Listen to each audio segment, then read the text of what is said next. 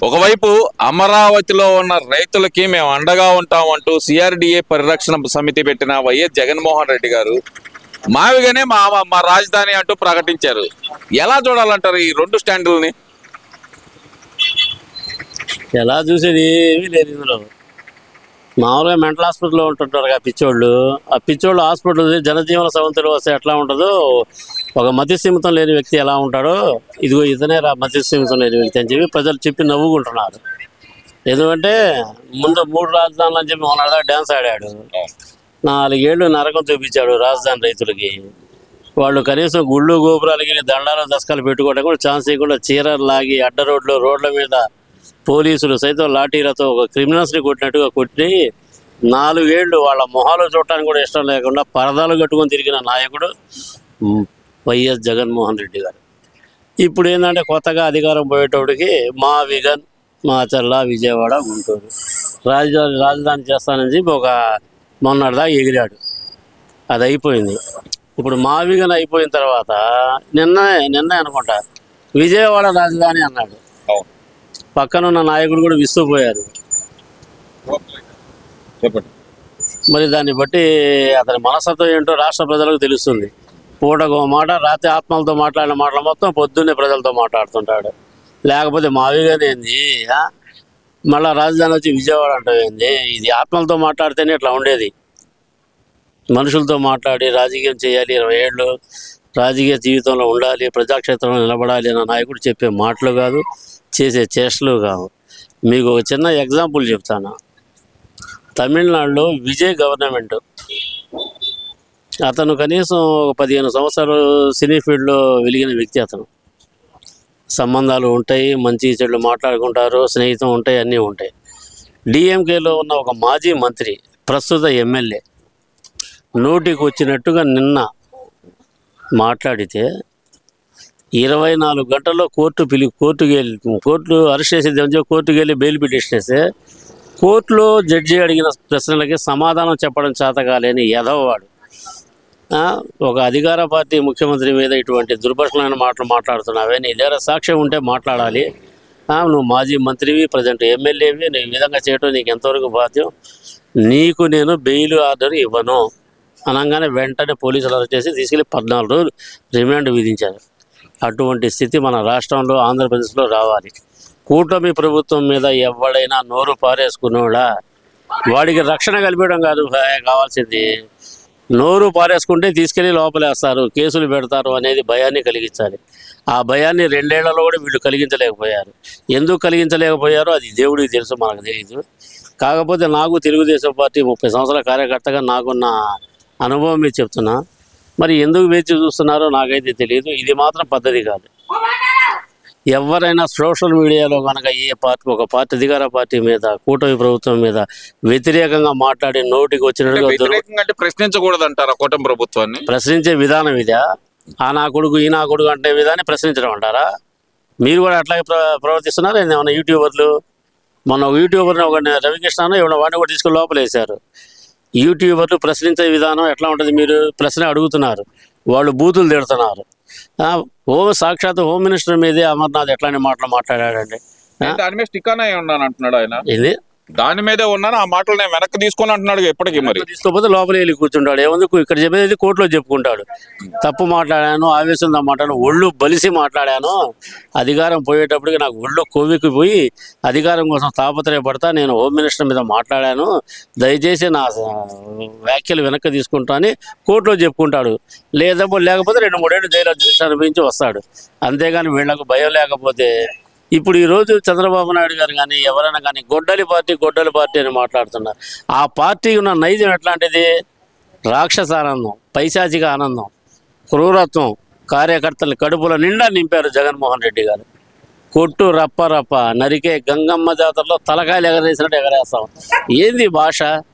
రాజకీయం చేయాల్సిన వ్యక్తులు ఇట్లాగా ప్రజల్లో ఏమిల్లుద్ది? మీ మీద కనీసం ఎంత భావం వేసుద్ది? మిమ్మల్ని కనీసం మళ్ళీ ఎన్నుకోవాలి అన్న కోరిక కూడా కలగదు కదా. మర్చిపోయిన పార్టీని మీరు ఇట్లా బూతులు తిట్టి సోషల్ మీడియాలో బయటకు వచ్చి మేము ఉన్నాము, మేము సావలేదు, మా పార్టీ బతికే ఉంది అని చెప్పుకోవడం అంతటి తప్పుడు పని ఇంకోటి లేదు. సరే, ఇవన్నీ ఒకెత్తు అనుకుందాము. ఏంటి కోడిగుడ్లు పెట్టి కొడితే గౌరవం పెరుగుతుందంట ఆంధ్రప్రదేశ్ లో ఈ మధ్యకాలంలో. మన అంబటి రాంబాబు గారు చెబుతున్నారు, అమరావతి వెళ్ళిన మా మీద కోడిగుడ్లు వేయటం వల్ల మా గౌరవం పెరిగిందే తప్పితే మా గౌరవం తగ్గలేదు, అయినా మేము వెనక్కి తగ్గం, అమరావతి ఉన్న పాకిస్తానా బంగ్లాదేశా అని జగన్మోహన్ రెడ్డి గారు కూడా అంటున్నారు కదా. మరి అది బంగ్లాదేశ్ కాదు, పాకిస్తాన్ కాదు. మరి పరదాలు కట్టుకొని 1000 మంది పోలీసులు అడ్డం పెట్టుకొని ఎందుకు తిరిగాను? బోర్డులో సెక్యూరిటీ ఉన్నట్టుగా నువ్వు రాష్ట్ర పోలీస్ యంత్రాంగాన్ని మొత్తం అమరావతి రోడ్ల మీద రహదారుల మీద నుంచోబెట్టావు. వాళ్ళు ముఖ్యమంత్రి మరి పాకిస్తాన్ కాదుగా, నీకు అధికారం ఉంది. అప్పుడు వాళ్ళు ధర్నాలంటే వాళ్ళ టెంట్లో కూర్చున్న వాళ్ళు చెప్తున్నారు. దీన్ని వాక్ స్వాతంత్రాన్ని కూడా హరించడమే అంటారు. ఈ రోజు రైతులను ఆ విధంగా నానా బాధలు పెట్టి నువ్వు వెళ్ళి అమరావతి పరిరక్షణ సమితి అని ఒక టీము 4 రౌడీ షీటర్లను తీసుకుని వెళ్ళి ఇదే నువ్వు చేసేది. అదే అసలు వాడు ఏమన్నా బుద్ధి ఉందా? వాడు అంబటి రాంబాబు వాడు మనిషి అయినా వాడి వయసు ఎంత? సీఏని పట్టుకుని భుజాలు పట్టుకుని నెడతాడా? ఒక కానిస్టేబుల్ మీద సామాన్యులు చేయమనండి, రోడ్డు మీద కుక్కను కొట్టి తీసుకెళ్తారు. వాడికి 4 కాళ్ళు 4 చేతులు ఉన్నాయి అంబటి రాంబాబుకి. పోలీస్ అధికారులు అంటే అంత నిర్లక్ష్యమా? అదే పోలీసు అధికారులు లేకపోతే మొన్న చంద్రబాబు నాయుడు మీద మాట్లాడిన మాటలకి ఆడవాళ్ళు చీపుర్లతో కొట్టి చంపేసేవాళ్ళు. ఈ రోజు నీకు పోలీసులు అంటే అంత లెక్కలేంతనమా? ఒక పోలీస్ అధికారిని భుజాలను పట్టుకుని నెట్టేస్తే వెనక పడ్డాడు ఆయన. ఏమవుతుంది ఈ రాష్ట్ర ప్రభుత్వంలో? ఇంత పోలీసు యంత్రాంగం ఇంత ఇదిగా ఉండడం ఏంటి? పోలీస్ అంటే ఇది డ్యూటీలో ఉన్న పోలీసు మీద చేయటం అంటే ఎంత మామూలు విషయం అది. అది ఒక సీఏ లాంటి వ్యక్తి మీద నువ్వు అమరావతికి వెళ్ళి 4 రౌడీ షీటర్లు తీసుకెళ్ళి ఆ రోజు తెలుగుదేశం పార్టీ కేంద్ర కార్యాలయం మీద దాడి చేసిన రౌడీల్ని మొత్తాన్ని తీసుకెళ్ళి పరిరక్షణ సమితి అంట. కోడిగుడ్లు వేస్తే గౌరవం పెరిగిద్దంట. గౌరవం పెరగడం నువ్వు లాంటి ఎద వచ్చాడని చెప్పి ఆమ్లెట్ వేసుకునే గుడ్లు కూడా ఉడకబెట్టుకునే గుడ్డు కూడా వచ్చాడు మా నోటి కడితే దరిద్రుడు అని చెప్పి నీ మొహన కొట్టారు. గుడ్లు తీసుకెళ్తుంటే 4 తీసుకెళ్తామండి, ఒకటి బ్రేక్ అయింది ఏం చేస్తాం? పారేస్తాంగా. అలాంటి సన్నాసం కూడా వచ్చాడని చెప్పి వాడి మొహన గుడ్లు కోళ్ళు రాళ్ళు వేసారు. అయినా నువ్వు పరిరక్షించేది ఏంది? అమరావతిని ఉన్న 5 ఏళ్ళు నాశనం చేశారు కదా నువ్వు మీ నాయకుడు. ఇక ప్రత్యేక పరిరక్షణ సమితి అని ఎందుకు? అంటే వాళ్ళు అంటుంది ఏంటంటే అమరావతిలో ఉన్న రైతుల దగ్గర బలవంతంగా భూసేకరణ చేస్తున్నారు, దాన్ని మేము అడ్డుకుంటాం అంటున్నారు కదా. అమరావతి రైతులు అమాయకులు. ఈ దేశ చరిత్రలో కేవలం ఆడవాళ్ళు ఒక దీక్ష పూని అమరావతి రాజధాని ఇక్కడే ఉండాలని 320 రోజులు 340 రోజులు 1630 రోజులు దీక్ష చేసి ఎటువంటి ప్రలోభాలకు లొంగకుండా నిలబడి సాధించుకున్న రాజధాని అమరావతి. వాళ్ళ సొంత భూములు, ప్రతి పేదవాడి భూము, బడుగు బలహీన వర్గాల ఎంతోమంది చెందిన భూములు. ఈ దేశ రాష్ట్రానికి రాజధాని లేదు అని 10 రూపాయలు పెట్టి మీరు వ్యాపారం చేసి 20 రూపాయలు సంపాదించుకోవడం తప్పు కాదు. నువ్వు ఒక రాజధానికి నీకున్న 2 ఎకరాల పొలం ఇచ్చేసేసి గవర్నమెంట్ ఇచ్చే ఇవి ఉంటాయి కదా బెనిఫిట్స్ పొందడం నీ హక్కు. అది నీ రాజధాని పంట లేదు, పాడు లేదు, సంవత్సరానికి వేసే 3 రకాల పంటలు లేవు, రాజధానికి ఇచ్చేసేసావు. నువ్వేం తిని బతకాలి? నీకు పింఛన్ పథకం, నీకు పింఛన్ ఏర్పాటు చేశాడు. రాజధాని ఎటు పోకుండా కట్టుదిట్టమైన రాజ్యాంగంలో ఉన్న నిపుణుల చేత ఏర్పాటు చేసిన నాయకుడు చంద్రబాబు నాయుడు. మీరు గమనించండి, ఈరోజు మీరు గుర్తుపెట్టుకోండి, గుంటూరు 1 టౌన్ తూర్పు నియోజకవర్గ ఎమ్మెల్యే మహమ్మద్ నసీర్ గారు ఉన్నారు.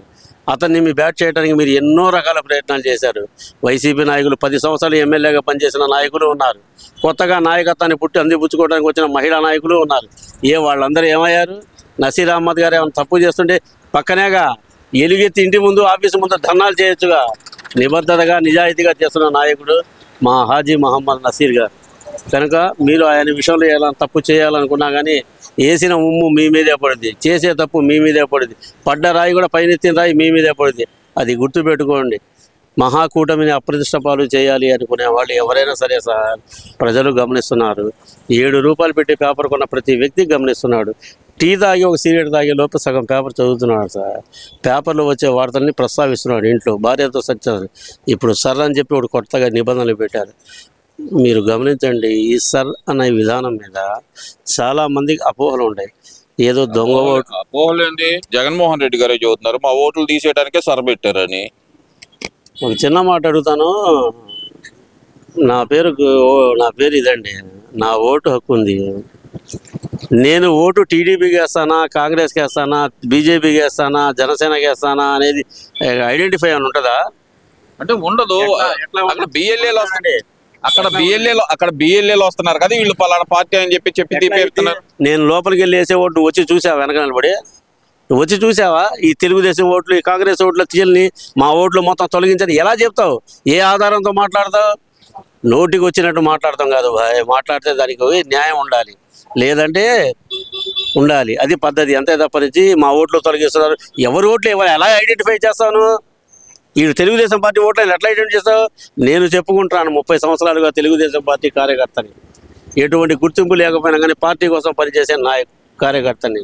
నా గుర్తింపుతో సమస్య కాదు. నాకు కావాల్సిన పార్టీయే నాకు పెద్ద దిక్కు.